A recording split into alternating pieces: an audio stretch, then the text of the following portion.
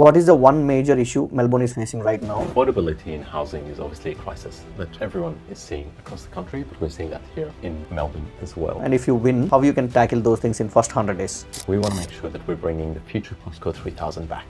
In the 1990s, when we had the last crisis. What is the biggest challenges you have faced in the first place while transforming yourself into a political person? You know, the biggest challenge here is because I'm not coming from the political fraternity. Yes.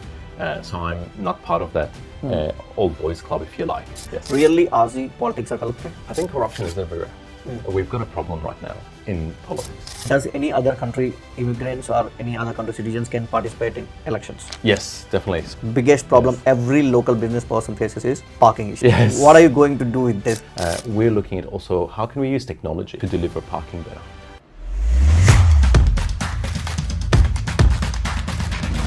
I would like you guys to join our community and wait for the inspiring video.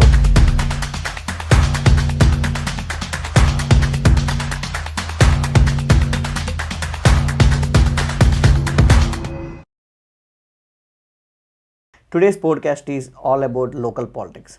Today we have Jamal Hakim, who is an international immigrant who came to Australia. Now he is contesting as a Lord Mayor. So let's talk to him and get some information. Hi Jamal, how are you? Good. How are you doing today, Prithvi? I'm Thanks always for having awesome. me. So can you just explain me a bit more about you? Thank you, and hi everyone. It's so good to be here. Well, let's start from the beginning. You know, my journey started. I was born in Kuwait, and from there we migrated to Abu Dhabi when I was younger. So I did some of my early schooling in Abu Dhabi and grew up there until I was about 9. Before migrating to Australia, I was 10 years old and migrating here and did year 6 here. And we moved to Canberra. My parents got divorced, and so spent most of my early years in Canberra. And through that was through high school and then university. I studied at ANU, where I did a Bachelor of Commerce. So I had a major in international business and in accounting. So I am an accountant. Okay. Multi-talented. Yes. Yep. And then I did a Bachelor of Asian Studies too. So that was in Japanese and Japanese linguistics. So I'm also fluent in Japanese as well. Stick to English, but Nihongo mo dekimasu yo. Yes. And so, during that time, I guess I grew up with a single mom, my 2 brothers, and we lived in kind of a beautiful space that is Canberra. Great for growing up as a child. And also I did a lot. We had a business in a cafe and restaurant. So I used to run that during university, and unfortunately mom got sick, so we had to sell that business, and that meant we had to sell our family home, and mom moved here to Melbourne. So shortly after I finished uni, it was a no-brainer. I didn't want to be in politics, so I moved to Melbourne, but here I am. During that time, I guess, you know, the things I remember as well during college and during university, I did the Young Achievement Australia program. I was also part of Rotary Youth Leadership Award, and through that really wanted to get into business because my family's always been in business. My grandfather had retail stores, fashion stores. My mum had the cafe. My uncles had doctors. They had pharmacies and the like. But coming back moving to Melbourne after university, got into a career in finance and wanted to make sure I'm supporting my mom as well after that difficult period when we had to sell our business. So I know what it's like to lose your business and lose your family home and have to start again from fresh. So as a young person, I went to superannuation with Mercer. That was my first role as a graduate. And from there moved into Boral Bricks and Roofing. So I was a management accountant at Boral. And it was a terrific job because I got to learn in both those roles under some significant finance players who taught me how to make sure you read the balance sheet, how you talk to general managers, what do operations look like. And so from there, I got tapped on the shoulder and moved to Port of Melbourne Corporation, where I became commercial manager and worked in the port and understanding what's the import and export coming into the country and how that works with our economy. Before then thinking, hey, I was at a point in my career where I said, I'm a little bit sick of making money for other people. Let me see, how can I use my skill sets to do something that has some social good and good social impact? So I put it out there And I got tapped on the shoulder for a role at a health nonprofit organization that looked after women's sexual reproductive health care. So I joined that organization and I spent 10 years there.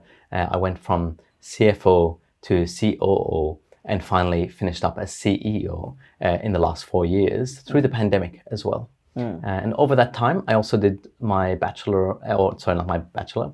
Over that time, I did a postgraduate law degree, a Juris Doctor. So now I've got a degree in law, degree in commerce, and a degree in Japanese and Japanese language as well. And you know, once I finished that, I sort of we got to the pandemic, and I was leading this organization through the pandemic, and I thought, what am I going to do now that I finished my law degree? And I saw community not having the space they need, decisions being made for community without us, so particularly for communities of color. For example, when the towers in the public housing towers got locked down by police, and that was the catalyst for me to go, maybe a political career is something I want to do. That wouldn't happen without someone who understood what it means for police to be sent to lock down people of color and to then give them food and support that wasn't culturally appropriate. That doesn't happen if you had someone in power who can stand up and who can say, this is wrong. And so I put my hand up. I thought, let's have a go. I can do local government. I've been part of politics in so many different ways in the past, having grown up in Canberra.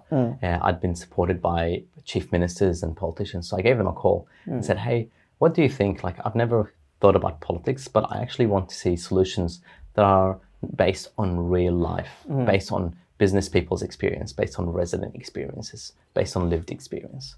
And they said, Jamal, go for it. Like, it's something that, if that's something you're considering, the best thing about democracy is to take part in democracy.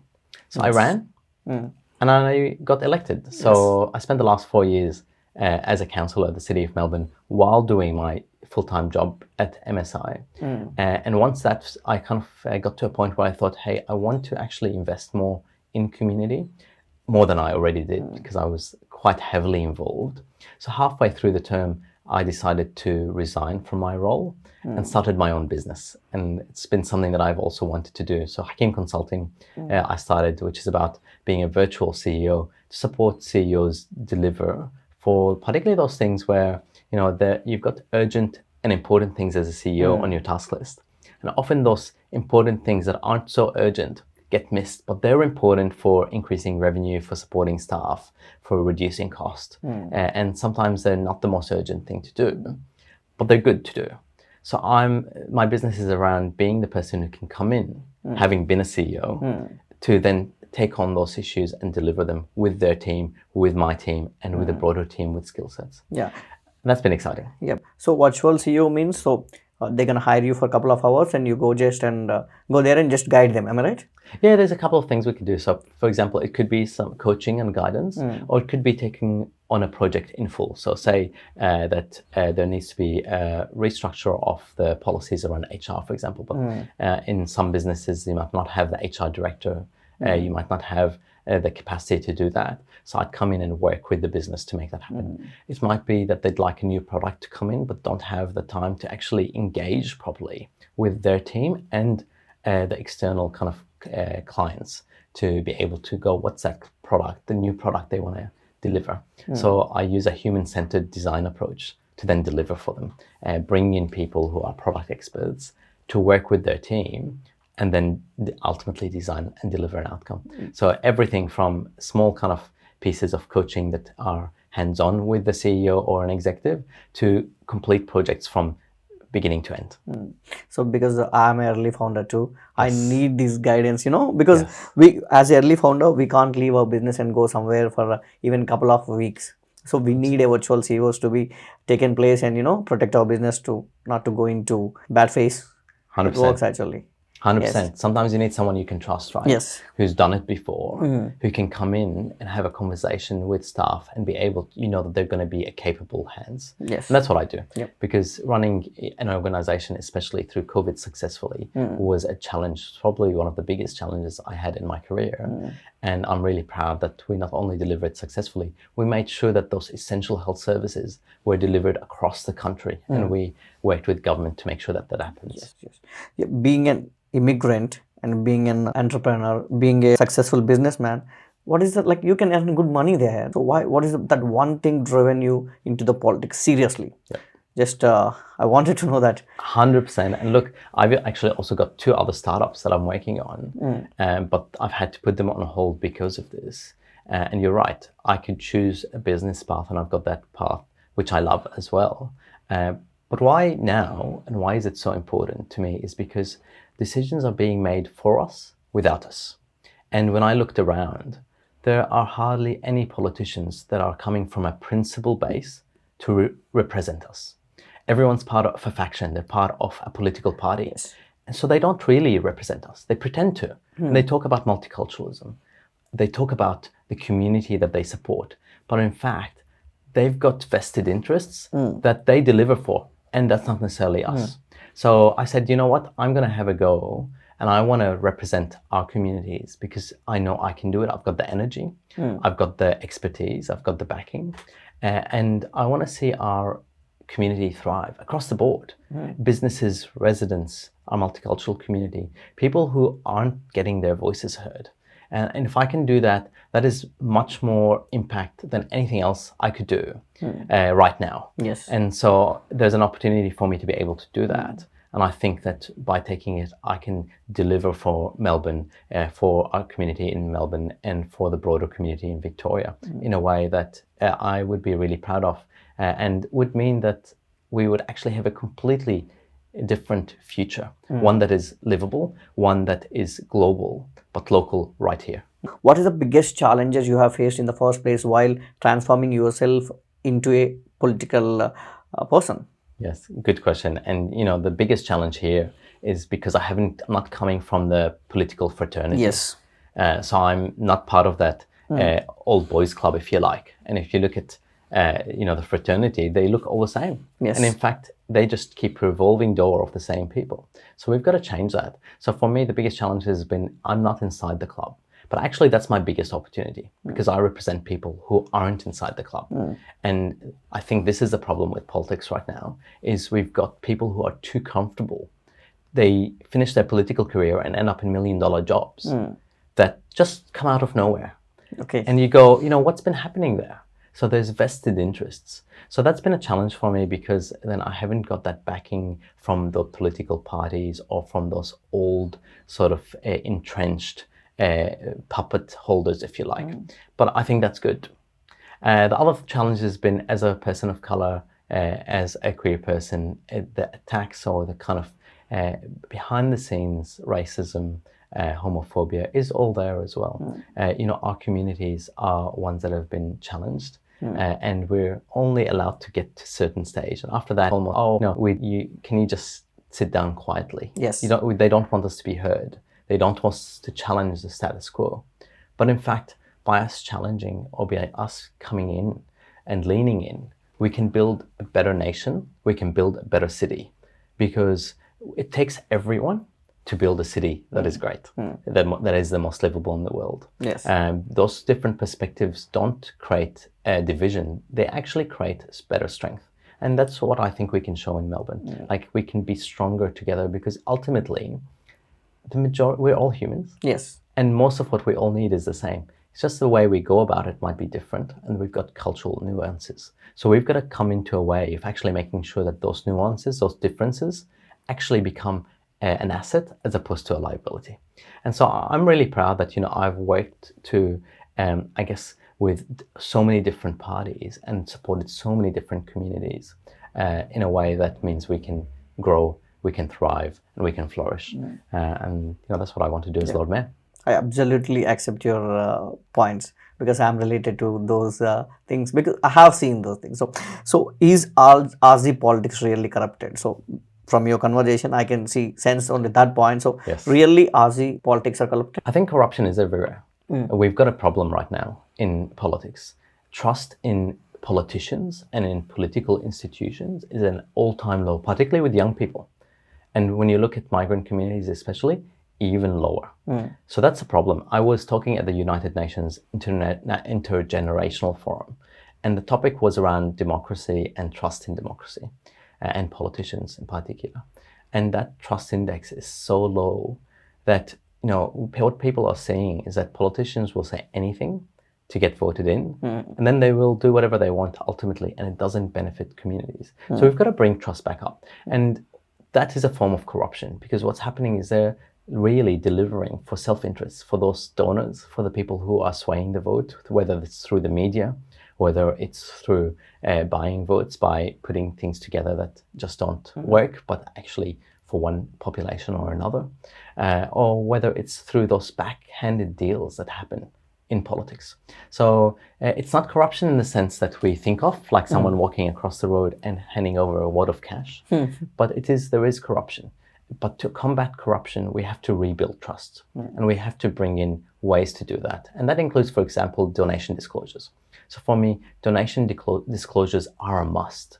We need to know who is running town hall. Yes. Who's running state government? Who's really running federal government when it comes to any particular issue? And if we don't know who's making the big donations, we don't know who's setting up meetings with ministers, with councillors, then how are we to know? Yes. And when you've got politicians not prepared to disclose and telling you it's unfair that I disclose because no one else is, you go, why is it unfair? What are you hiding? Yes, if somebody wanted to support you, just tell them that this guy is supporting me. 100%. If you are hiding something, that means indirectly you are giving them something. 100%. Yeah. And so what I'm doing is thanking my supporters today, not tomorrow when I'm elected. I'm thanking them today because their action is about making change. Yes. And that's what they get. They're supporting a change to move Melbourne forward, because we have a beautiful city. We have an amazing city. We are the number 3 most livable city in the world, the number 1 most livable city in the country. And we can be better. So we've got to move forward, because we've got to be careful. Adelaide, Sydney, Brisbane, they're all hot on our heels. Yes. They're working to change things, whether it's in film, whether it's in biotech, whether it's in finance. They're working really hard to actually take those elements that we've worked really hard for over the last 20 years and to build them. And they're doing it better right now. So we've got to actually change the equation and make sure that we progress, be bolder, and move forward. Yes, that's absolutely, extremely powerful one. So why it is only about Lord Mayor? You can just choose other positions. So why is it only Lord Mayor? So I started as a councillor. I've run and had a successful 4 years in term as councillor. As well, I've been on so many boards over the last 10, 15 years in my executive positions. So when I looked at what I was in the last 4 years as a councillor and how can I deliver impact right now, what I thought is being Lord Mayor allows me to drive that impact. I can bring in policies that are bold, and I can drive those policies. A councillor is only a part-time position, so it doesn't really allow you to spend the time to deliver for community. But Lord Mayor is a full-time position. I can dedicate myself to Melbourne, and I can be of service to Melbourne full-time for the next 4 years and into the future by building a foundation, and on the foundation that we've already got, building something that will make us one of the best cities, if not, actually, it's got to be the best city in the world. And so we want to do that to 2050. We want to continue to build that. So we want to have a platform and a runway. That means that we are adding and adding and adding onto this and moving Melbourne forward all the time. It's not just about the next 4 years. Yes. I think right now too, I guess why Lord Mayor? Right now, there's an opportunity in a post-pandemic environment to supercharge Melbourne. It's a once-in-a-lifetime opportunity. If you think about the recessions of the past, when a recession happens, following the recession, there's an opportunity for a boom if you get the environment right. And I think in Melbourne, we've got that chance to do that. And I want to be the person that leads that. Wow. And to do that for all our communities. Yes. Does any other country immigrants or any other country citizens can participate in elections? Yes, definitely. So this is something unique to local elections, yes. actually.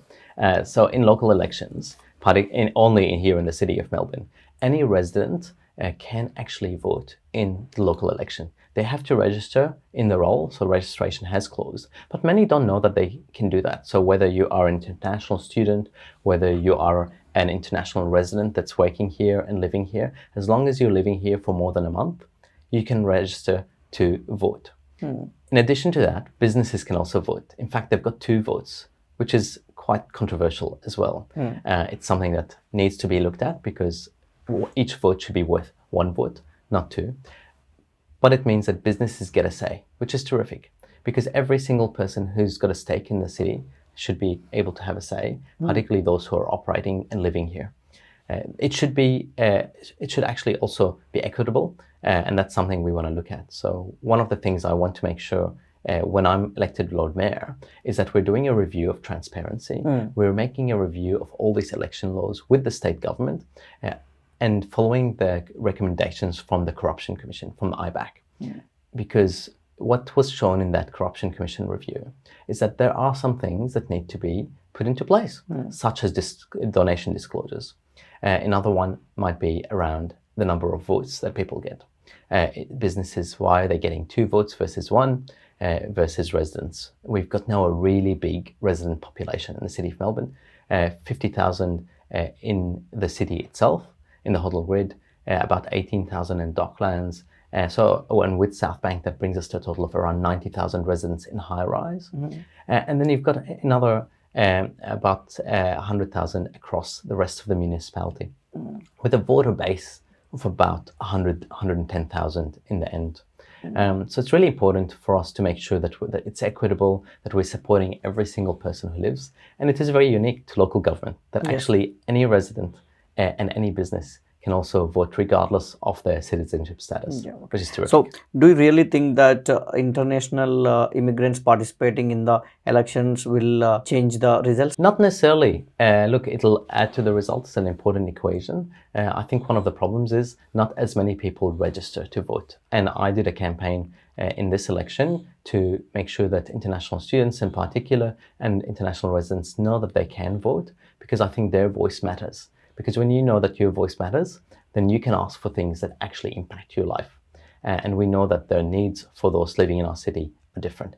And their voices matter because they are part of our community ultimately, regardless of whether they're spending a year here, 5 years, 10 or more. And so many international students and international residents also become citizens. So isn't it wonderful for them to be involved in our democracy from the start? It's a way for them to really love this country, love the way that we work, and to bring them on board. We need talented people. We want people who bring energy, who bring their wisdom, who also bring their families and grow our city. That's what the economy is based on. That's what our community is based on right here in Melbourne, in Australia, but particularly in Melbourne more than anything. And I think that's a wonderful thing. So what is your primary vision on the Melbourne city if you really become a mayor? When I'm elected Lord Mayor, there's a number of things that I've committed to. One thing that I'm really excited about is that to make Melbourne the #1 family city in the world. So livable city. That's right. Because when we talk about livable cities, let's come back to the crux of that. How do we make a livable city? It's about so many things, including our built environment, so our buildings, our streets, our infrastructure, and how we plan for people, ultimately, how we plan for the commerce that comes through that. But all of that delivers for people. So to make it a family-friendly city, what we need to do is a full review of all our public spaces so that they are accessible for everyone, including people with prams and for people with disabilities. If we do that, like how wonderful would that be? It means people can enjoy our city with safety, enjoy our city knowing that they can go and do whatever it is that they want to do and take part in civic life. So whether that's work, whether that's play, going to the theatre, having lunch or dinner, or going to the doctors. We want everyone to feel like they are welcome and that they're part of our city. And, ultimately they say, we've heard the saying, they say it takes a village to raise a child. I want Melbourne to be that village because every single person who grows up here becomes the future of our city. Yes. I want them not to just love the city, but to be able to feel like they can deliver for the city and that they are part of the city. Because whether they stay here or whether they can go abroad, they become champions for our city. And that's what cities are made on. They're made up of people. Yes.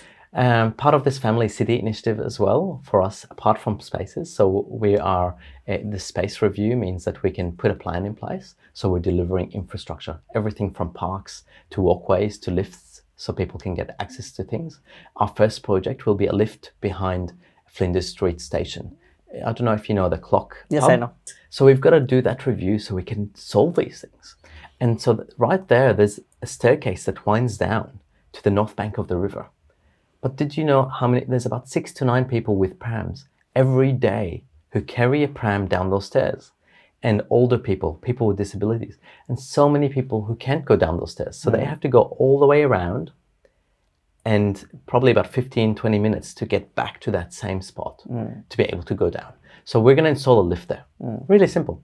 Easy. Why didn't anyone think Yes. about that? And there's space for it.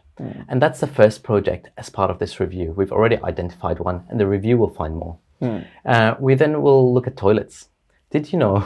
Yes, This is I know.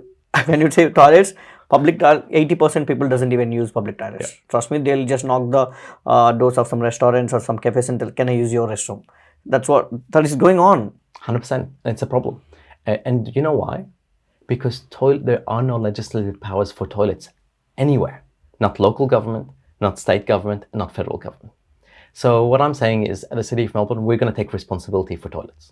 We're going to bring it into our powers, and we're going to make sure that planning for toilets, public toilets, is part of our infrastructure review as our population doubles. Because we're doubling our population by 2050.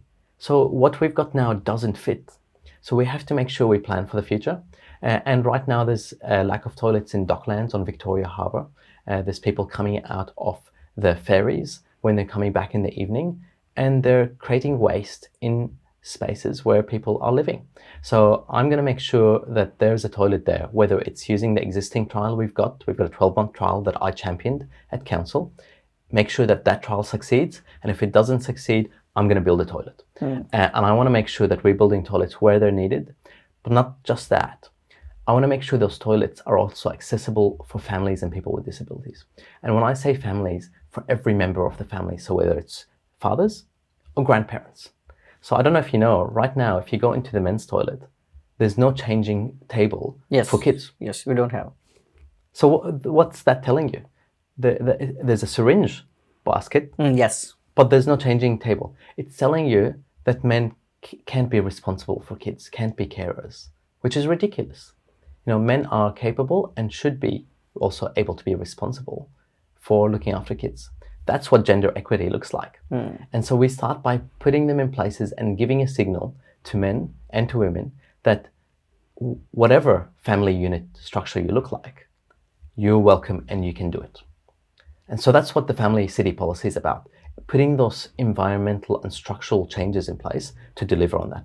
Now, the last one on this this family city policy, and there's a few others, but the last one I'm excited about, is we're doing a grant program, $2 million, with business and retail to help them create family-friendly workplaces so that people don't have to choose between family and work, and they can come back to the office. When we talk about coming back to the office, we've got a big problem right now in that people are only working in the office so many days a week. Mondays and Fridays, daytimes, is a real problem. The city is not as busy as it used to be, 20% occupancy issues with office buildings. So we can't change that by forcing people to come in or by giving them free coffee. That doesn't work. Yes. It really is a joke. What we need to do is entice people and create the environment that makes it actually better to come into the city and work from the office. We know the benefits already. People coming together, those meetings in person, meeting your colleagues, building relationships, going to meet clients. Yes, hybrid working is here to stay. Let's not kid ourselves. So let's change the environment to make sure the mix is right. The mix is right for business, the mix is right for people, and the mix is right for our economy as well as those who live and play here. Yes. Even after the COVID, 80% people are not coming to city to work because they're just working from the home. So it is affecting local business actually. Indirectly, it is affecting us a lot. 100%. What is the one major issue Melbourne is facing right now? And if you win, how you can tackle those things in first 100 days? Yes. So affordability in housing is obviously a crisis that everyone is seeing across the country, but we're seeing that here in Melbourne as well. How are we going to tackle that in not just the first 100 days, but into the term? We want to make sure that we're bringing the future postcode 3000 back. In the 1990s, when we had the last crisis, postcode 3000 was the program that brought people into the city after 6 o'clock, after work hours. The city was dead. There were no residents living in the city. So what we want to do is take that and revitalize it and bring it back in a way that brings future postcode 3000. Now, what does that mean? That means continuing to do a full review like we did last time, working with the world's best to urban planners so we can deliver for the city, identifying where are the areas we can make changes. That's something that we're really committed to. We've also brought in a couple of ways that we are going to deliver some changes, particularly around a creative resurgence. We're known in Melbourne as not just the world around the world, but here in Australia as the #1 arts and cultural city, and that is quintessentially Melbourne. Being an arts hub brings people here. People want to live here, they want to work here, and they innovate because of that. So we've got to make sure that also creatives find it affordable. Right now, creatives as well can't live in our city. They can't deliver in our city. They can't have spaces in our city because it's expensive. It's becoming too expensive for them. So there's something called a Creative Spaces program that has been really successful. It was a collaboration between the City of Melbourne and the state. It's got very little funding for any additional works. We want to take this Creative Spaces program and supercharge it. So we're going to add $2 million to it to supercharge it so that we're taking over office spaces across the city and working with landlords to teach them how to convert these empty office spaces into affordable spaces for creatives. Now, that does a couple of things. One, it brings creatives back into our city. They're people who work with other people, so they're coming in and filling office space. It brings people who are then taking part in cultural activity, in bringing other people into our city. But also it means that there's new business for our businesses, whether that's a doctor, whether it's a dentist, whether it's a cafe down the road, or the hairdresser. So many businesses will benefit out of that initiative. Yeah. So is it like changing commercial properties into residential? So we will do that as well, but there are only so many commercial properties that can be made into residential. There's this whole idea that you can just take a commercial building and change it into residential. You can't, because commercial buildings are built different. And often a commercial building will have all the things like water and electricity coming from the middle. And you don't have the air conditioning or the open windows that allow it to become residential. And often the height limits don't work. What was successful in the postcode 3000 in the early 90s is because there were a lot of older buildings that had these built-in kind of things that could be converted. What we need to look at in this era is what buildings can be converted and support them to be converted as well. So that's definitely part of the solution. And then that brings in more housing stock as well right away to the city. But it is part of the equation. So having the creatives come back into offices, having those affordable transitions from commercial to residential for the ones that can be done is great. But also after that as well, looking at working with developers and how can we bring good stock of buildings with good design online and live in the city as quickly as possible. So we want to support fast track development that works for the City of Melbourne, not just in the CBD, but across our neighborhoods. That means that more affordable housing comes in. And for those developers that are prepared to do that, we will fast track that and we will make sure we reduce costs for them across the board so that they're delivering for our city as well and with our city.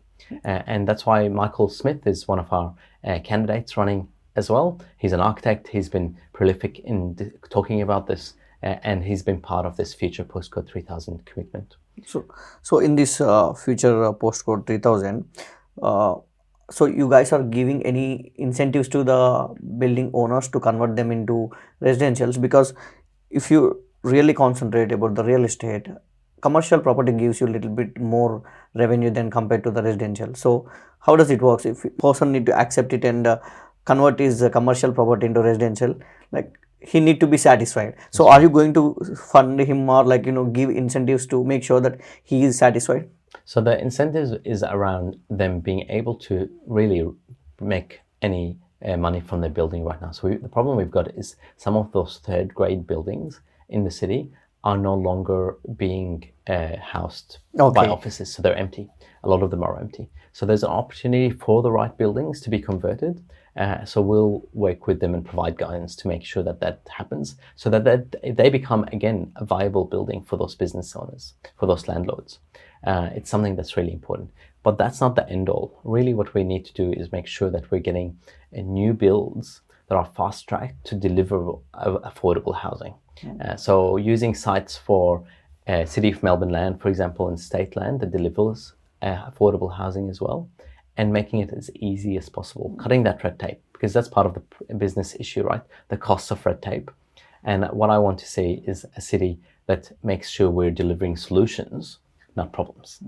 Yes, I think it's not lot actually. 90% commercial properties are just for sale or for rent. After COVID, I think nobody wanted to start a proper business in local city. So how do you plan to engage with the local business people and support them? So I has been engaging with businesses throughout the last 4 years, but also have a really bold strategy for us to work with business.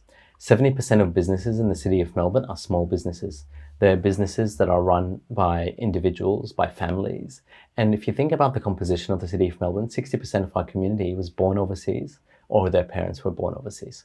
So it's a lot of migrant businesses that have built the city and they work really hard. It's a really tough time now.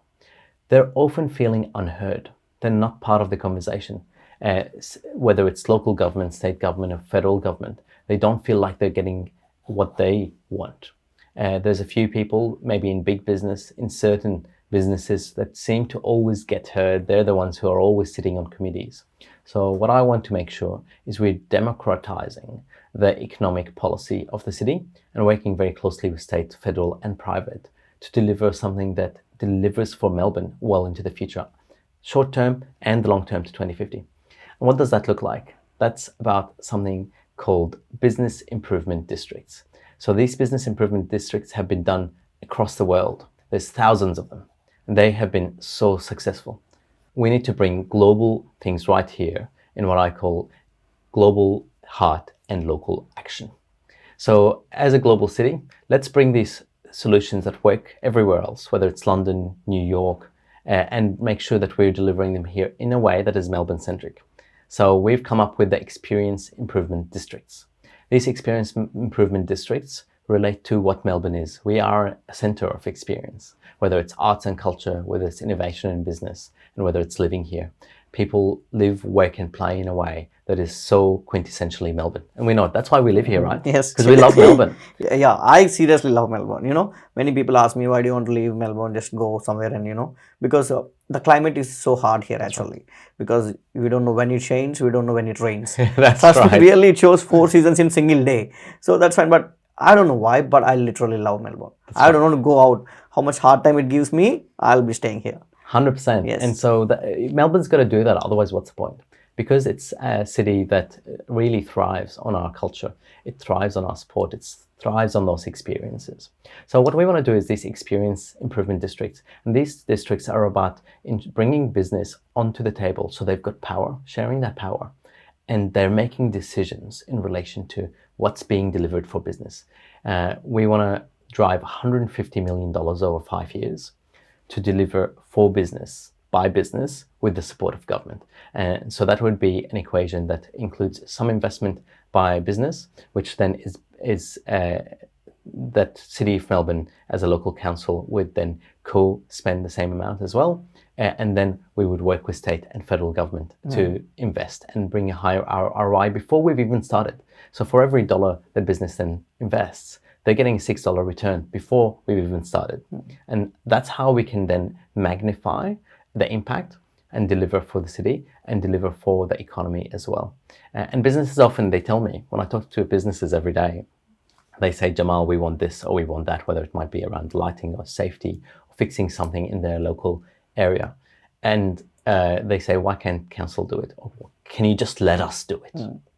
And so what I'm saying, I'm going to let you do it because I'm going to then democratize that whole process and put a board that is representing business, that business votes for, and that delivers the things that business wants, and business is voting for it. Yes, that's really a great initiative actually, by supporting indirectly, giving them confirmation that if you spend a couple of bucks here, you will be getting return back, so that even the investors will feel comfortable while they are putting money on the table. And the beautiful thing about this, we've had over 10 years of these experiences around the world, so it's proven. So I'm not just pulling it out of a hat. I'm bringing something that has a record of returns, and what those records show, that in places where there is a business improvement district, the turnover for businesses that are involved goes up 30% on average over the 10 years above the market. land prices go up 50% above market on average over those 10 years. So significant returns above market that happened as a result of this. So it's been proven. Like, we're not recreating something, we're actually behind the 8 ball. We're a global city. We're up there with London, with New York, with Tokyo, and with Shanghai. We need to make sure that we're delivering a bold wave for our economy that actually makes these actions. And what I'm saying is, let's make sure we do that. Yes, that's really great initiative, as I told you before. So I got one more problem. Biggest problem Yes. every local business person faces is parking issue. Yes. What are you going to do with this? Seriously, because right now I have seen the council changing the permits into even 30 minutes parking, free parking, they are changing it into just 2 minutes only loading zone. So like, it is hard to local business people to get parking actually. So how do you solve this? This is like biggest issue every business person is facing. 100%. And look, loading zones in particular are an issue for businesses. So I've committed under our active transport and congestion policy to bringing in a special loading permit to make sure that businesses can do what they need to do to load and unload things for their business. We're looking at also how can we use technology to deliver parking better. So not just off-street parking, but on-street parking as well. So we need to have technology applications that people can use so that they know where to park for business people and their clients. But ultimately too, it comes to congestion. We've got a congestion problem. And it's no wonder, because our population is doubling. So as our population grows, we don't have any more street space. In fact, we've got more people who are using our streets differently, whether they're walking, whether they're riding. And so we need to make sure we balance these things. So we're going to do a congestion review. This congestion review has to be with the state government. So we're going to work very closely with the state government, because over 50% of cars going through the city of Melbourne, and particularly the CBD, don't stop.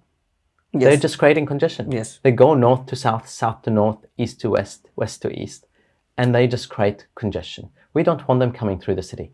They need to go around. So we need to find ways to get them to bypass the city so that we have a city that works for residents and works for our businesses. So when you do that, that automatically starts creating space, starts creating room to breathe. If you imagine doubling the population, imagine what the pollution will look like. Yes. As we have more cars into the city. Even with electric cars, we're not taking that up quick enough. So we need to make sure we're supporting that. So congestion review is the first one. Second thing for me around congestion is there's some easy ways for us to also reduce things. Do you know those scramble crossings? Yes, I know. Yep, they're really cool. It's Yes. where the ones, we've got one in Melbourne on Elizabeth and Flinders Street. It's the one where pedestrians all cross at the same time in Yes. every single way. Why aren't we doing them in other intersections? Right now, when a car is turning left in many intersections and there's pedestrians crossing, everybody else is waiting. Yes. It's just nonsensical. So it blocks all traffic because pedestrians are going in from the left and the cars are waiting. So if we put in scramble crossings, it means that the pedestrians go on at the same time. And then when traffic flows. Yes. So we can reduce congestion right away by introducing these scramble crossings. And that's one of the commitments we've made. And I think not only do they work, we've seen it around the world, whether in Tokyo or Adelaide, in fact. So let's get on with it. So all these kind of measures are about how we deliver on our roads for business. I also want to see e-scooters come back. We know that e-scooters will come back because the Premier said so. It was a knee-jerk reaction to cancel the contract, but it gives us a moment to breathe. But we need to bring them back in a way that is supportive of everyone, that puts the onus on the operator to manage them. There is technology in place that makes sure that the e-scooters don't go on the pedestrian path, that they park in the right place, and that people are not being erratic in the way they're driving them. I think e-scooter, they're already taken out, or I think They are out now. Oh, yeah. no, I can see some e-scooters in the city, actually. Yeah, but they're all out. So Oh. on Tuesday, e-scooters are no longer, shared e-scooters are no longer allowed in the city, but we still have private scooters. So private e-scooters are allowed. Personal but ones, okay. Personal ones, which is also a problem because if it's only personal e-scooters, you can't control those in the same way that you can control the shared e-scooters, because the technology that you can put on shared e-scooters is the one that we can actually regulate. Yes. So about the parking and the conditions. So is there any chance that we get public transport free whole Melbourne? So that obviously, because indirectly it will reduce the parking issue, and it will even reduce the traffic issue. So what do you say? 100%. So I made a commitment as part of this active transport policy, actually, that we work with state government to make all public transport free during peak hours for people during the week to come into the office. So anyone coming into Melbourne from anywhere across Victoria, it gets free public transport so that we can bring people back, so we can reduce congestion. And I think that's a win-win. And we've got a public transport system that should be used. Right now, Brisbane introduced 50-cent fares, and it's working wonderfully. They're getting bigger take-up on public transport, and they're seeing reduced congestion on the roads. So that's something we can definitely do. We've introduced that as part of our commitments in our active transport policy, and I'd like to see people do that. I think it's a no-brainer. It reduces costs as well on the road for road maintenance. It reduces pollution, and it's a win-win for everybody. With the cost of living crisis too, it means that it becomes more affordable to come into work. And when you add our family policy and being able to bring families in and support them in the office or when they're shopping, it just makes sense. Yes, because I wanted to ask you about public transport. In that way, we can make sure that people are coming back to city. Well, all the local people, all the local business will be getting a little bit of extra, money for that. Because right now, I think due to the crisis, all the local businesses being fallen down. So I think this issue should be considered very seriously. 100%. Yep. So, and with the state government too, they're refusing to bring back their workers to the office. So I say, if they're refusing to do that, well, let us do a creative solution like free public transport, so people come back and allow people to come back. Yes. And you're completely right. We've also got a network of new public transport that's opening up. Town Hall Station is going to be opening up in the next year or so. We need to make sure that that's used and supported, and all the amenities around that are also in place. Compared to Melbourne, Sydney is most happening place. Actually, the people who use public transport, there are majority people in the Sydney actually, and the price for the tickets are very low there. It just cost me $1, and it is very fair. So I didn't even feel that I was traveling. So if we can make such easy and accessible, affordable public transport, really we can bring people back to the local cities, which will really help other business people too. 100%. How can Melbourne become a global innovative hub? Melbourne is a global city, and we've got to start from there. So to make it a part of that global innovation hub, what we've announced is a science and technology hub working with the Royal Society of Victoria to create a space all the way there from the RSV to the Melbourne Museum, RMIT, that's all inclusive, that recognises that science and technology and innovation is part of a DNA. We want to expand that so membership around the RSV is open to so many more people, because we want a new type of influencer. Really, the real influencer, who is our scientists, our doctors, our mathematicians, our physicists, our technology operators. We want them to be seen and for conversations to happen. And we want that to happen right here in Melbourne. So by creating the environment for that to happen, we're supporting that innovation build up through university, through the RSV, and through the museum, and all the other institutions that are built around that. So I'm really excited about this one, because it means that we're delivering for Melbourne in a way that brings business and science and technology back together. We know we've got so many entrepreneurs in the technology and science space. And what we want to do is create an environment where they can not just succeed, but thrive and flourish and get to unicorn status. So we've got to start putting those things in place so that everyone is interacting and innovating together. How do you address the raising cost for the business people on the local city? Good question. And that comes back to our the economic policy and what we're doing. So in the short term, we're going to be advocating to state government. At the City of Melbourne, we know that business is hard hit, particularly small business. So when you get to 900,000 and over per year in payroll, you're hit right away with 4.85% in payroll tax. Now that's a big cost to small business, and that's bigger and larger than anywhere else in Australia. So I think it's time for that to change. We need to make sure that we are working with state government and looking how can we support small business right now when they need it the most. I think that number needs to go down, and we need to only gradually increase so that businesses can actually grow.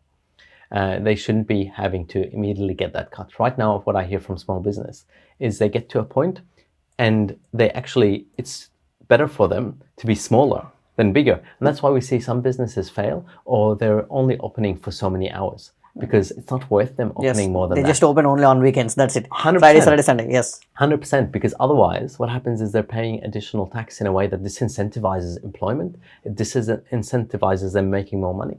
So we need to actually remove those disincentives and allow businesses to grow.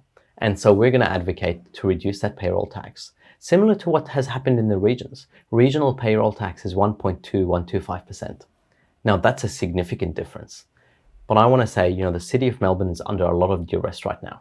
So I think it'd work for us to work with the state government to reduce that and have a different model that means that people can grow and they can deliver. So that's just one of the things that we want to do around how we reduce costs for businesses, but also making sure that things are easier to do for businesses. Right now, and you'd be across some of this as a business owner, it's really difficult to get permits and things through. This bureaucracy can be really slow. It's very hard. I know. I'm dealing with the council every day. Something comes up. Oh God, they give me a lot of hard time. Exactly. So what we need to do is make sure that there's a partnership approach. Customer service is about how do we make you succeed as a small business owner, as opposed to saying, oh, no, you have to do this or fill out this paper form. Yes, paperwork is important. We've got to do good governance, but let's make it easier. Let's digitize it, let's simplify it, and let's make sure that we're considering why are we doing something and how do we educate and go out and support businesses when things go wrong, as opposed to creating a burden. Particularly because I know with small business operators, you can't spend so much time on admin as well because you're working in the business. So I want to see the team go out more often. And right now, in the last term or in this term of council, we actually invested in a business concierge team and increased that in the latest budget so that the business concierge do go out and see businesses. So I want to see that continue to grow and do well. And that customer charter is so important to impress. Yes. If it is not easily accessible, and to apply a building planning permit, we need to spend $2,000 to get the paperwork done, again $2,000 to get the application done. We are already losing $4,000 and still we'll be waiting to 2 months, 3 months, we didn't get any reply. So you need to concentrate and tell me how exactly you want to deal these things. Because that's how we need to support the local people. 100%. And look, part of this is digitizing. So when you look at those processes have to be more effective. And I know when I was running my business, when I was running the health business, when customers were coming through, one of the easiest things we could do is to digitize our forms so that between booking and coming into the clinic, the time was shorter because they wanted to come in really quickly and we wanted to have information about their journey. When we digitized the forms, it became so much easier to know when someone didn't need to come in because maybe they can't come into this clinic and they have to go to another clinic because, say, they have a blood condition or something that means they don't need to come in. Because if you don't tell them that, they come into the clinic and they waste time. They waste time and they waste money. This is the same. So there needs to be processes to go, hey, actually don't spend that $2,000, $4,000 on this application because what you're doing isn't actually even viable. So how do we actually explain that? Guides are really important that you can understand and that are easy to break down. So we need to build more of those. So I'm putting into the commitments so many different ways for us to create guides so that we're supporting business, like the family city guide, for example. But we need that in these planning issues, these development issues, because they're a minefield. They're difficult to understand. So those guides really help, and digitizing the process really helps. So that's very important. Yeah, this will really help us to save time and effort and money too. Yeah. 100%. So one more thing, it's been already 2 to 3 years after the COVID. Still, the small business around the cities are facing a lot of hardship. So what is your best suggestion for them and how do you promise them that you will get back them into the normal? Yes, really good question. And that's why our economic plan's about. It's split into 2 parts. Short term, we're going to make sure that we're delivering to bring our economy back. As we build this experience improvement district, we will work with operators who are going to bring things that change the way that workplaces work. So like Neurospace, they've been shown to work across the country. They're a Melbourne business that has deployed this technology across the country, but hasn't been deployed here in Melbourne. Can you believe it? It's ridiculous. Yes, I know. So we I need know. to deploy that here and make sure that we're bringing people back so that it supports business. The second thing is I've committed $10 million to arts and cultural festivals to make sure that Christmas isn't just happening in the last quarter of the year. It's happening all across the year by celebrating other things like Diwali, like Eid, like Hanukkah. We continue to celebrate our Chinese Lunar New Year. And we're improving our Christmas experience. I want those experiences to be so embedded in our city, everywhere, wherever you go in our city, across the city of Melbourne, whether it's in Lygon Street, whether it's in Errol Street, or whether it's through our boulevards of Collins and Burke Street and St Kilda Road. I want people to feel that festive spirit all year round and know that when they come into the city, something's happening at a grand scale. And so that's what that $10 million does. And that will translate into footfall, which will translate into dollars for businesses, particularly our small businesses. So wrap that up between creating a family-friendly city that brings people back to the office, the supercharging our future postcode 3000 to bring new people back into our offices, making it more affordable, building new homes, and our economic policy that truly supercharges the economy now and into the future.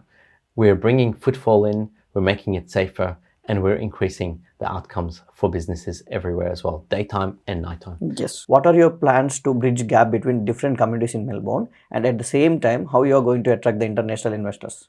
Such an important question. Around 60% of our community is actually born overseas or was born overseas. We come from over 180 cultures, 160 countries, and over 80 religious groups. So it's really important for us to continue to work together as a broad cultural community. I don't know if you know, but since about 1968, I think, was when we first started talking about multiculturalism in Australia. Unfortunately, in the John Howard era, multiculturalism ended around 1996, and then it went into home affairs. It became about border security, and that's a problem. So we stopped talking about multiculturalism in a way that supported our communities. So we've really had that stagnation. But right now, a few months ago, the first Towards Fairness report, a multicultural report, was part of the first review since then that the government has done. And in fact, I'm the first person in Australia to bring together multicultural leaders to talk about that report and how we can create action plans for Melbourne.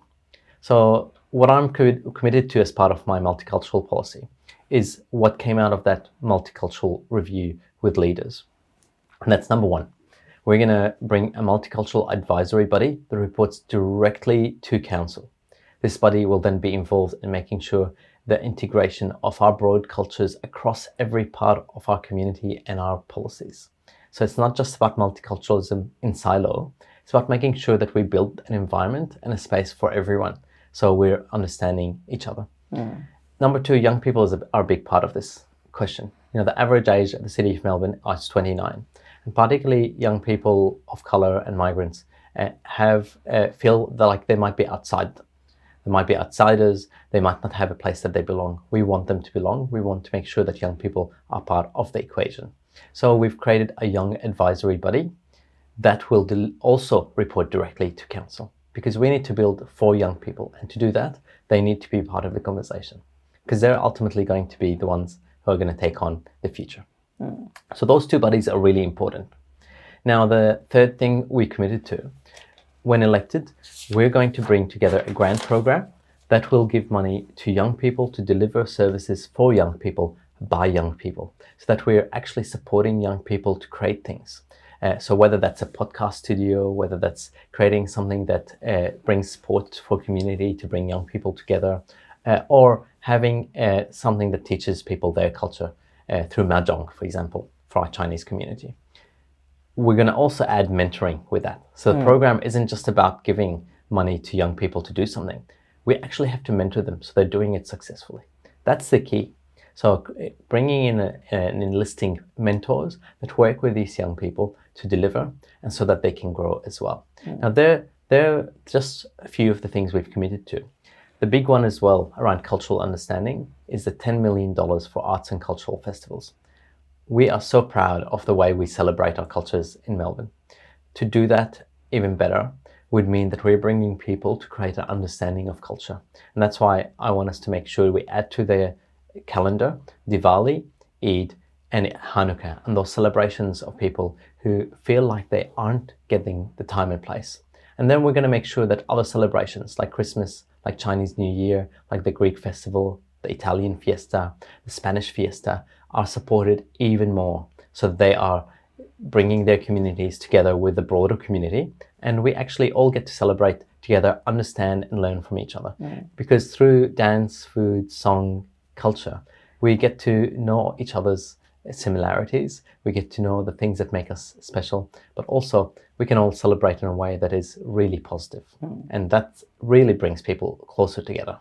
Can you explain me more about the process, how they need to be selected to get the funding? If so, let's put an example. Yes. So, young entrepreneur, somebody wanted to start something in his own career. So, how he need to get approach, and who will really guide him to do the application, everything?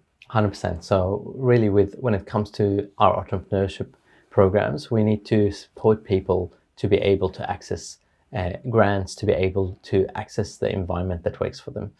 So our small business ideas is to ensure that the ecosystem does that, that we've got people who can hold hands, like what we spoke about before, having guides, but also having those concierge staff that are well able to support people in guiding them to fill out forms or to go to the right grant and to make their idea a reality. Part of it is also curation.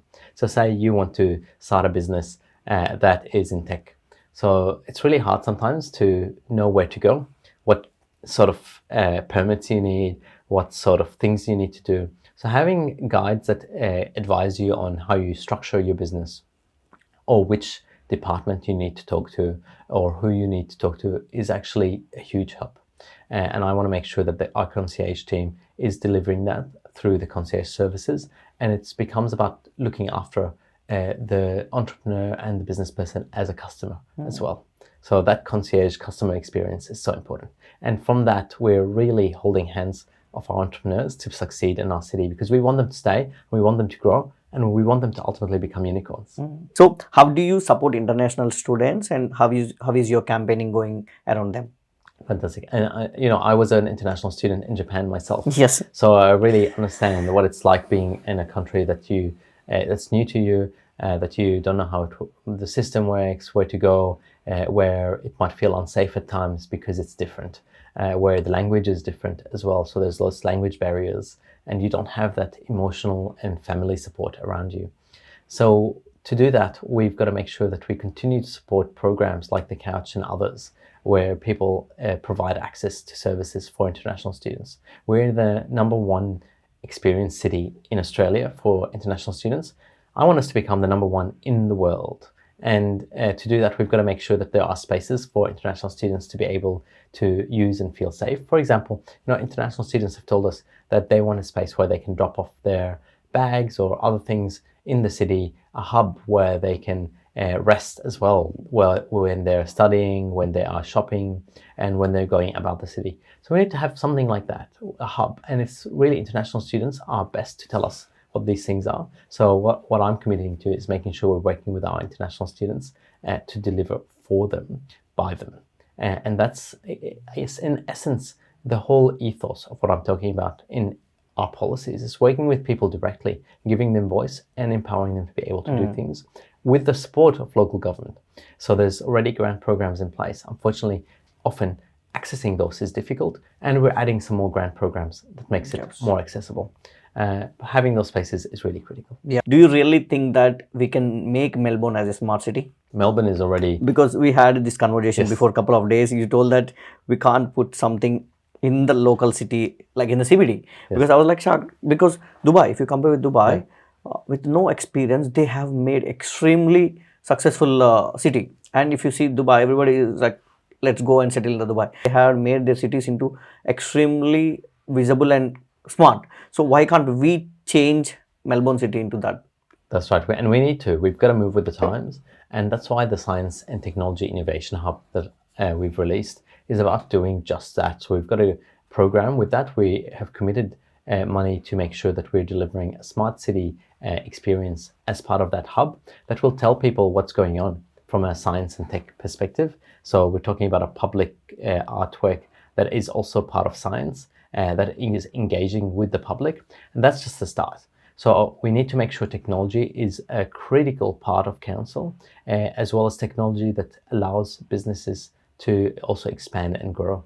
So technology that's available to small business in particular, who might not have the resources to build things. So when you think about, for example, applications that create a scavenger hunt, we've helped the association to build that app through one of the grants. How can we expand that and work with the association, the City Precinct Association, to make that more available to businesses? That can become a real critical marketing driver for so many businesses who can't afford to have their own application. Yes. So those smart city experiences are really critical, and we can do it. But how we do it is by starting with Science and Technology Innovation Hub, bringing people together and giving them the environment to make it a reality, and then pushing that when it comes to planning design, good design, with all the work that we do with everyone to make sure that we are a smart city. So how much campaign and research have you done regarding this process, everything? Because it is important. Of course. Because when you take your policy to the people, if it is not reaching in proper way, if it has any other back-end problems, you need to be ready to solve those ones. So I wanted to know those crucial things. 100%. And look, all our policies have been worked through. They are things based on what's actually going on around the world, tried and tested. There are policies that are based on research and working with some of the best in the world. For example, our economics policy is working with a London house that has been delivering this for many countries around the world. And we know that they can deliver it. We've seen the research. It's been done thousands of times. And that's what it's based on. So everything we've done is based on research, based on evidence, and based on bringing people in to the table as well, like our multicultural policy. We created a round table, we worked with leaders, and we put together actions that deliver for the multicultural community now and into the future. So everything's got to be that way. I'm all about evidence-based. I'm all about data. And I think to make it fiscally responsible as well, to deliver for our economy, that is the bow at the end. So there is one more particular question. Yes. Because right now you compared with, even before you compared with London, I think London is fallen city right now. Is it right thing to compare with them right now? Because of, how the issues are going on the London right now. Yes. All the immigration policies, everybody is protesting extremely, saying that go back, all the immigrants should be thrown away out of the country. So does it really matters if we compare with them? London obviously has different issues in relation to Brexit, etc. And that's why multiculturalism work is so important here. But some of these policies, I talk about London, it's also New York, it's also in Europe, it is in Asia, it is in so many places around the world. So when we talk about our scramble crossings, for example, we all know them from Tokyo, and we all know them from so many places around the world, and even as close home as Adelaide. Definitely there are each city's coming up with different issues that they've got right now, including London with some of the issues they've got since Brexit. But I'm confident that the work that we've done has a global standing, and it's about implementing it locally. I think now you're contesting as an independent, am I right? That's correct. Yeah. So is there any other chance that you go into other parties? Right now, I believe that this is about time for us to move away from parties. It's about that principle-based politics. That means that we are working together for community, for those principles that we all have. And I want to represent those who live here, residents, and our businesses as an independent. And I think that's the best way I can represent Melbourne and drive Melbourne forward, because it means that I'm not withholden to any party and can stand up to any of them, but also work with all of them. And that is really critical, because through collaboration, we deliver more. Yes. And that's what I'm committed to. And do you think really Melbourne can create global leaders? Melbourne definitely can create global leaders. We are one of the best knowledge cities in the world, and we need to be the #1 knowledge city in the world. That's what we're working towards. We have everything it takes, whether it comes to digital games, biotech, or whether it comes to film. We have some of the most impressive minds here. And why do they choose to live in Melbourne? They choose to live in Melbourne because this is one of the most livable countries in the world. We're #3 right now. I want to make it #1. And in living here, that creates a hive of activity. And so we will continue to attract talent if we continue down this path and we move Melbourne forward. And it will mean that we will then just exponentially grow in the sense of having the right people. Of course, as part of this too, we've got to make sure we look after those who might then get lost in the way, those who might fall through the cracks. We've got to look after people who look after us as well, whether it's the care industry, whether it's our baristas, whether it's our artists, because they're also the ones that make Melbourne what it is. And that's why affordable housing and make sure that we are taking care of those essential workers right here so they are close by is so important. As upcoming mayor, see, if I get anything, it takes ages to get to the doctor. I know how, if it is in emergency, it takes 2 hours. So what is your solution for this? That's a good question for the state government. I do think, our health is under a lot of duress right now. We need to think about how does that adapt with the increasing population. But it's a really good question for the state government, and the way we can support them is to make sure that we're also supporting our small businesses, those doctors, the dentists and others who deliver care throughout our city, so they're available and they're delivering for people every day. What are your greening policies? So greening is so important. When you see green, you immediately relax. So having that as part of our city is actually something that is really important, and we need to accelerate that. It's also about reducing pollution, it's looking after our community and creating spaces that really bring people together. So we've committed $25 million to something called tactical urbanism.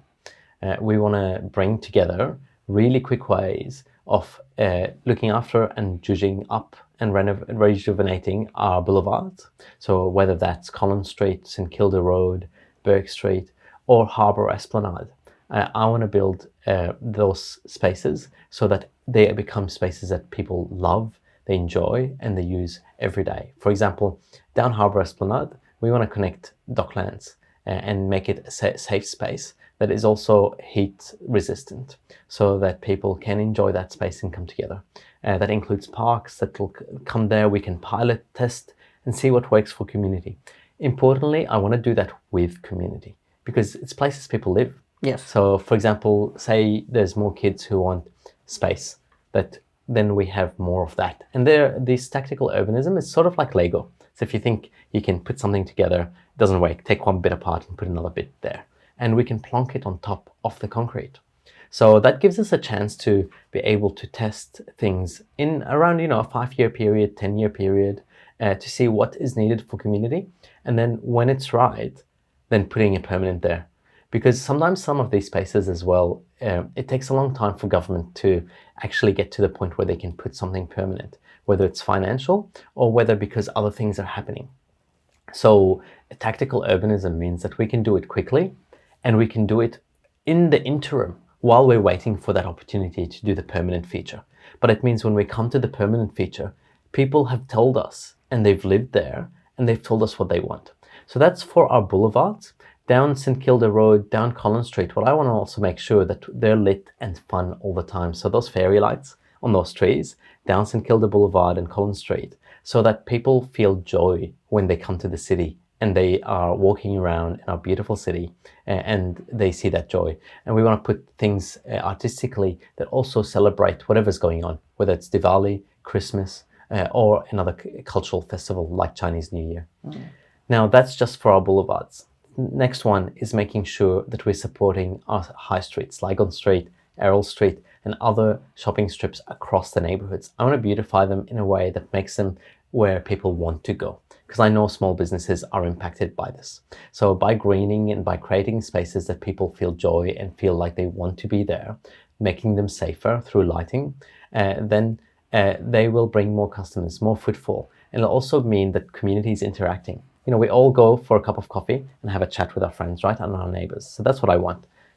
For me, sometimes it's often a chai latte. And we need to make sure those spaces are there. Yes. And finally, I want people to have ownership of our streets.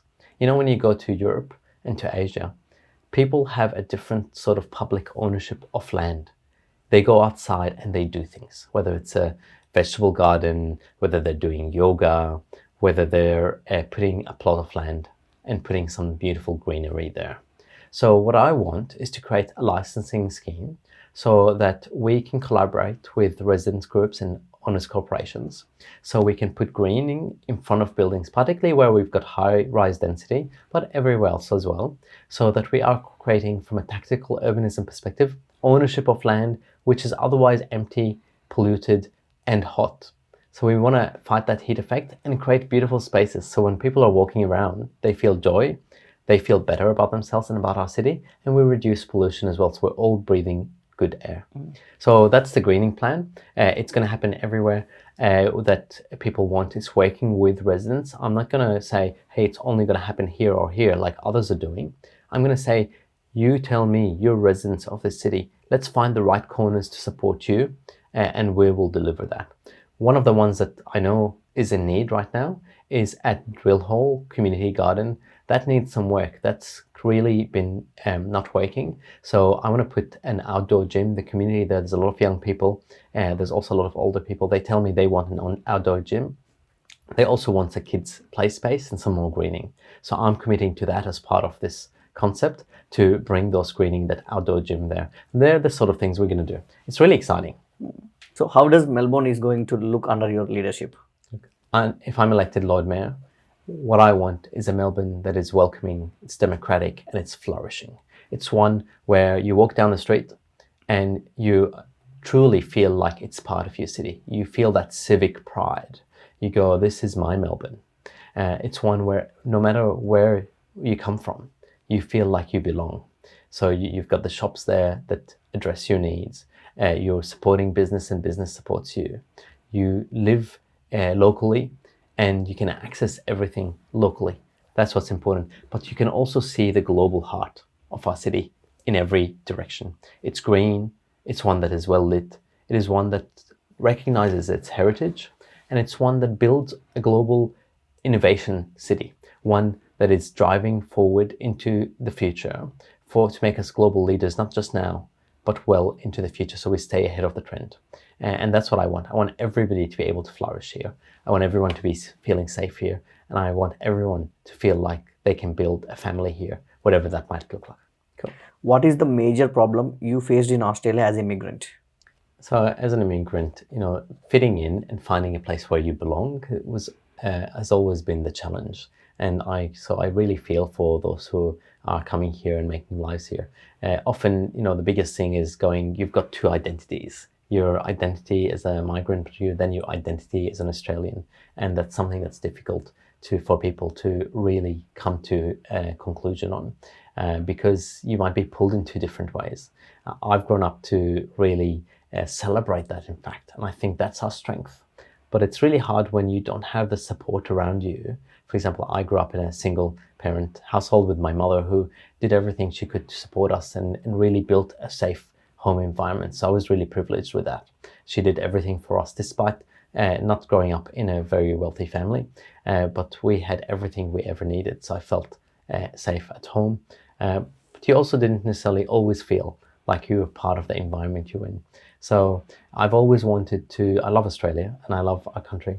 I love what we do and our sense of purpose, our values, the ability to and the need to give everyone a chance. And we all have these opportunities here. We've got to create a sense of belonging as well for everybody, so that they know that they belong here. It's not just about everybody going out and doing things for themselves. Community is so important.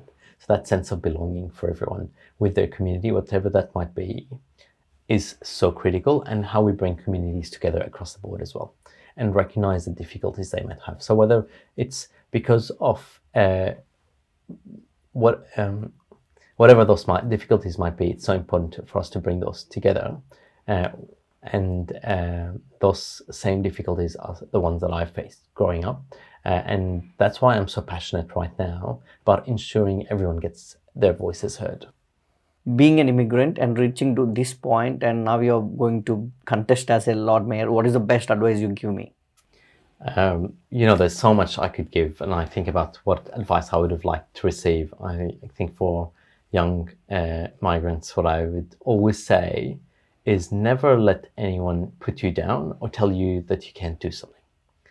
We actually can do a lot, and all of us, particularly for young people. A lot of young people often feel like they can't do something, because the system feels against them. But I would say find a way, whatever it is that you want to work at, and just continue to push the boundaries. Do it within your values too, and ask for help. I think one of the things I learned over time, because I'm very independent and I've done a lot of things by my own. I've done them because, I wanted to look after my mum. I wanted to stand up and support her and look after my siblings as well. And to me, initially, that meant working really hard myself. I think part of it should always be is seeking help. There's so many programs and amazing people that I've met on my journey, and I've learned so much from them and been able to accelerate my own progress because of them. So seek help, reach out to people, find mentors, coaches. I've had a coach for the last probably 10 years, 15 years, and those coaches have supported me, whether it's through business, through life, through the way I can speak, for example, public speaking, have really supported me to be able to drive further. Without them, I couldn't be here today. And it's not just one person. There have been multiple people over time. So, there's no harm in asking. But always also give back. Like for me, I guess I come from a service mentality. I always want to serve people. And so my first question to people isn't, what can you do for me? Is what can I do for you? Yes. That's really important. Yes. Because I think when we start serving others and we come from a service mentality, whatever you do, whether it's business, whether it's community, whether it's politics, you're there to create impact. And with that, you get some amazing people that you meet along the way. And there's some not so amazing people. And I say, that's okay. That's part of the lesson. That's part of the learning. But don't allow those people who maybe use and abuse you to take too much energy from you. And also don't forget to ask when you need help. So you often with service mentality, I think, forget to ask for help. And that's why I've become big about, when you need something, ask for help and ask for people. And I've seen so much from so many people during this campaign, for example. And that all started when I was, back in Young Achievement Australia, but also with the Rotary members in Canberra. It gave me so much. And one particular person, Gail, who owned her own business, and to this day, we have conversations, was really so big in helping me in doing things and getting out there, becoming a leader as well. And that's shot me on my journey. But even people like Dick Smith, for example, from Jerry Harvey. So I actually had a conversation with Dick Smith when I was, I think, 19 years old, 18 years old, because I wanted some entrepreneurship advice. And so I sent, at the time, I think they were faxes. I actually sent faxes. Sent a fax to a number of entrepreneurs. And Dick Smith came back to me and said, here's my number, give me a call. So I did. And the advice he gave me, he said, always start small. And if it works, grow. Start growing. And if it doesn't work, move on to the next thing. Don't waste your time. So that advice has been with me for a long time. And that's why I always test things. I then grow them. I work with others and build from there. And I don't really spend too much time on things that don't work. It's really important for us to actually trial things and to fail as well, because from failure, you get success, because otherwise you just stagnate. So if we want to move forward and if we want to grow, you've got to also fail. And so don't take it as a failure. It's actually part of the road to success. Failure is the experiment that gets you there. Yeah, I think failure is the best teacher to get you top. 100%. And you can only learn by your own experience, right? Yes, you can learn by reading books, and that's important, and talking to others and getting that. But until you do it yourself, sometimes you don't quite understand what's going on. So I'd say, learn from all of that and then do something and try and do something more bold. And that's okay. As long as you're doing it within your values. That's the other thing too that I learned a lot about, is truly understand your own values. I spend a lot of time working on my own principles and values. And my values are around integrity, community, and adventure. So I know I like to have fun. And when I was growing up, my teacher said to me before I left Abu Dhabi, she wrote me in her card, Jamal, you work really hard, but don't forget to play hard. And that kind of sat with me for my entire life. It's like, work hard, play hard. They're things that, come together, because we only live one life. that we know of anyway. Yes. And so we should enjoy that life. And we can't let people who take the energy away from us, that make it worse, or that might try and kind of put us down, be the ones that drive our life. We are all CEOs of our own life. Yes. We all have the wheel. And so until we take hold of the wheel, until we make that decision to drive, we're at the mercy of everyone else. And it's easier to say than do sometimes, particularly when, for example, mental health might be involved, or you might have abusive partners or people around you. But I think as you start, the advice I would always give is, build yourself up slowly, but also make sure that you're really kind to yourself and others. The other big thing I always talk about is, be soft on people, hard on issues. So really important, because I think that really most people are good, but some people are stuffed up a little bit. Yes, It's I trauma. know. I have been there actually. Yes. So I know. And it was really glad I'm talking to you today, because the experience you have shared me literally gonna inspire somebody to start their career in the first place. And really thank you for coming for my podcast. Thank you so much. Thank you very much, Yes. Ruby. Thank you.